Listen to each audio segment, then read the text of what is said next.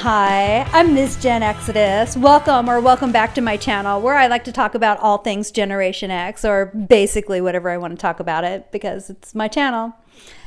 Anyway, today I have two stories from the 80s for you. They are both surrounding a pizza restaurant that I worked at. So these are two stories from the restaurant. The first one is about a stupid customer. The second story is about a stupid employee. I'm the stupid employee. All right, story number one, stupid customer tricks. I was working on a very busy Friday night at the pizza restaurant at the age of 17 and just doing my job. I'm taking orders over the phone. I've been ringing up people on the cash register, making sure the kitchen gets the orders correctly, bussing tables, the usual stuff a person does when they work at a pizza restaurant. The phone rings and I answer the phone. "Thank you for calling Pizza Restaurant. How can I help you?" The person on the other end says, "You guys screwed up. My pizza is burned." So I said, "Oh, I'm terribly sorry to hear that. Go ahead, bring the pizza back in and we'll get you a fresh one and I'll go ahead and refund your money for your inconvenience." So the person brings the pizza box back in about 10-15 minutes later, and I notice immediately that the box is charred, like they had put it in a fireplace or something. The exterior of the box is completely burned. And I thought, that's weird. And I asked the person, I said, are you exchanging this for a new pizza? And she said, "Yes, this one's burned." I'm like, I can see that. And I asked her, "Ma'am, how did the pizza get burned?" And she said, "Well, that's your fault. I put it in the oven to cook it and the box caught on fire. The instructions didn't say that you had to take it out of the box." I was only 17 years old at this time, but I realized that the person standing in front of me was a full-grown woman. She had a job, she had children, she had a mortgage, she had a car, she drove there under her own power, but she did not know that when paper gets hot, it catches fire.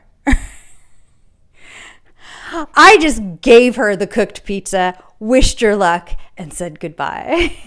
But that was an eye-opener for me to realize that just because somebody looks like they got their shit together doesn't mean that they have their shit together. That was story number one. Story number two is a little longer. Working at the same pizza restaurant on a slow day, and a couple of hobos walk in. Now, 1980s hobos, not the same as the current, homeless people situation. Hobo was more or less a lifestyle choice and not really something that was considered that they were downtrodden or disadvantaged in any way. Hobos just liked to be hobos. They liked to live free and didn't want to do what anybody said. So we were a couple of blocks from the Greyhound station. So these two hobo gentlemen came in. They had their backpacks. They had their bedrolls. They walk up to the counter, and one gentleman says to me, he's like, "I'd like a pitcher of beer and 2 glasses." And I'm like, "Great." I ring them up on the cash register. I tell them the price, and he says, "I don't have any money."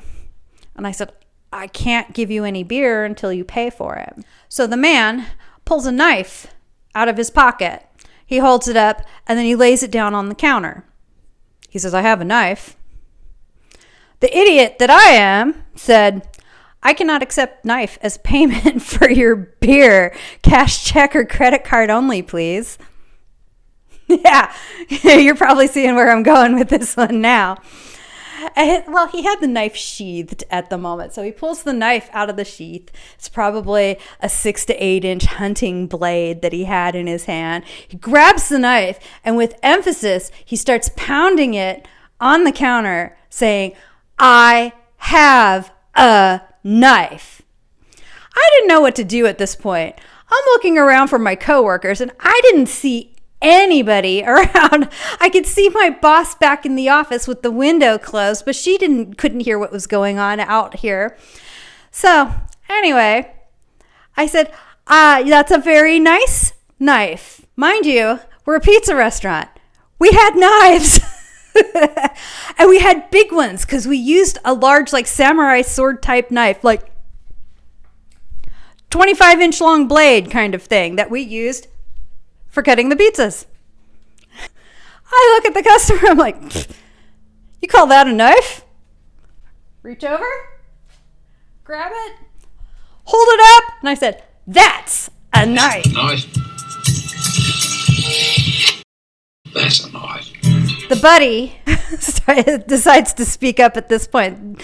Hobo number 2 says, "Come on, guy. We need to go. We need to go. We need to go."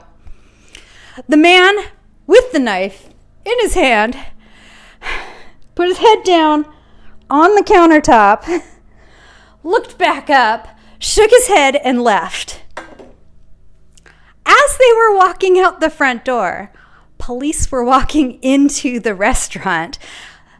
A customer had called the cops on them because they were trying to rob me, but I was too stupid to realize what was going on. I actually said, "I don't know what, they didn't do anything. They didn't do anything," to the officers. So this is a stupid employee trick. I got in big trouble for being brave from my boss. Like, I wasn't being brave. I didn't know they were trying to rob me.